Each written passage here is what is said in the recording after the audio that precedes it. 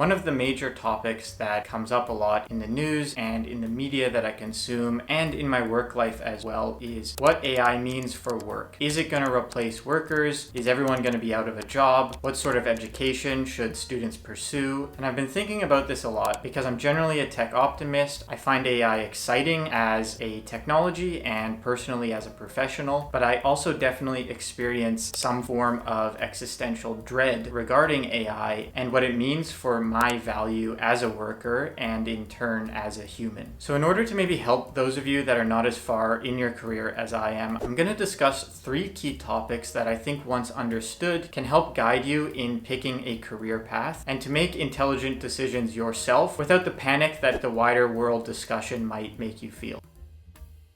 Hey everyone, welcome back to the channel. My name's Christian. I'm a CPA and senior financial analyst. And what I first want to talk about is the state of the AI discussion. It feels like right now, at the time of recording, the hype is maybe cooling a little bit on the AI wave, but there's also news coming out of new massive investments being made in the industry. Maybe we're at the trough of disillusionment, or maybe we're not there yet. But regardless, I think the world probably seems pretty confusing for students and young professionals that are trying to make decisions on how to allocate their time and energy to become valuable, gain valuable skills, and get a great job. But what I want to first make clear is that this is not necessarily a discussion on only AI. What the fear of AI really represents is technology commodifying applied knowledge or skills. Basically, over time, as technology advances, it makes it easier to do work, and that is work that humans once did. I think when ChatGPT was first released around 2 years ago, it was a very shocking moment, but that was because it was essentially a better search experience. You could ask it a question and it would give you an awesome answer. 2 years later, I think this use case has expanded a lot. Personally, I use it for brainstorming, advice, translation, deep research, writing code, not to mention the image and audio and video generating capabilities as well. And these later ones, research and code and media generation, these are really people's jobs. These are things that people get paid, sometimes hundreds of thousands of dollars to do. So in the situation where the AI dream becomes reality, if you can pay $20 a month instead of thousands of dollars, there's no reason for a business to employ someone in that case. It's not evil, it's just logical. But to be clear, I'm really grateful that I am already in a place in my career where my skills are not immediately at threat of being devalued by AI. But this also leads me to the most foundational point in my argument that I'm going to make. So not to drag on this point too far, but as a CPA, it's not hard for me to see a world where an AI can do journal entries or write accounting memos or build and interpret a financial model, and those are all things that accountants get paid to do. But what someone who's not a CPA or a finance professional might not understand yet is that the true value that a CPA provides to an organization or to an individual is trust. You trust that the CPA is acting honorably and with integrity and is delivering you financial information that is useful. And despite what the tech world might tell you, trusting a human designated professional is quite different than trusting a privately trained and operated AI model. Frankly, over the last 10 to 15 years, I think the tech world has done a pretty poor job of garnering trust. And trust is just one of those things that once you lose, it's very hard to get back. So what we're really talking about here is not the skills that a CPA provides, but the virtue of trust. And despite AI getting better and better, I think what artificial intelligence has also done is to create a scenario in the economy where trust is actually more important than it was before. And I think this will continue to happen, and I think trust will trade at a premium in the job market.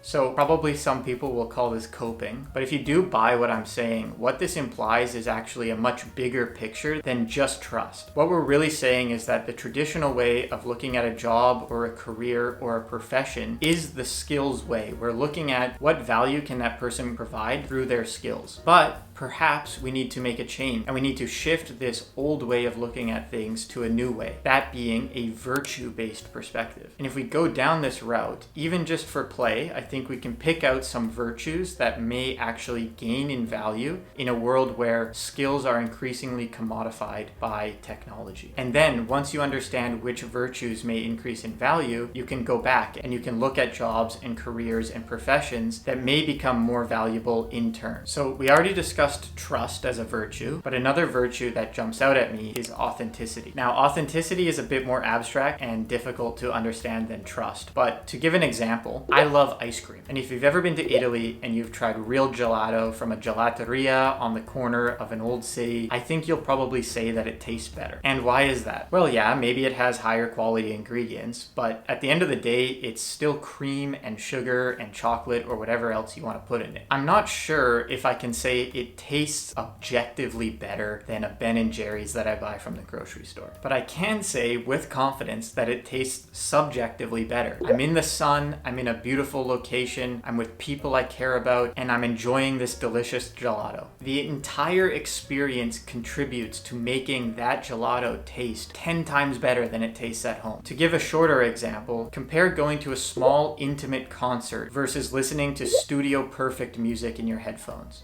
The studio perfect music is good, but there's something intangible about sitting in a small room with an artist while they play music to you live. I would go as far as saying the very act of commodifying something makes it inauthentic. So if AI commodifies something, the authentic version of that thing should in theory become more valuable. And just to ramble on a little bit further, I think there are other virtues that would become more valuable in an AI age. Maybe courage. I remain skeptical of AI's ability to cast true judgment, and the ability to speak up when something is wrong, even though it maybe fits into the rules or there's pressure not to say anything, is something that I think it would be difficult for AI to replace. On the flip side of that, perhaps wisdom also increases in value. For example, the ability to stay quiet when the world is going crazy. So look, I don't have a crystal ball, but if there is any truth at all to what I'm saying, I think we can take this perspective and we can identify some careers that may hold value despite AI and would therefore be worth your time and your effort to pursue. So again, in terms of trust, CPAs and auditors provide trust in financial markets. Physicians and caretakers don't just diagnose and they don't just perform surgery. They also convey a sense of trust to the patient who is putting their life in their hands. In terms of authenticity, I think musicians, chefs, artists, writers, people with the ability to craft unique experiences will be valuable for that reason. Leaders or mentors become valuable through their lived experiences and their charisma. And I find it hard to see a world where the majority of people want to follow an AI. Courage, perhaps investigative journalism, are not just writing articles. They're going to extreme lengths and risk to expose corruption or injustice. And in terms of wisdom, AI might remove the soldier from the battlefield, but I think strategic military decisions when real civilian lives are at stake will remain in the realm of humans. Maybe diplomats having the wisdom and the sensitivity to balance extremely fragile relationships where each party holds a massive amount of power. So that's certainly not everything. I would be fascinated to hear your thoughts and opinions. Please leave a comment letting me know if I'm just coping, if I'm stupid, or if you agree and you can think of other virtues and professions. I truly do want to read your thoughts on this. And if you like that video, you might like another one of my videos, so please watch it, please subscribe, and thank you.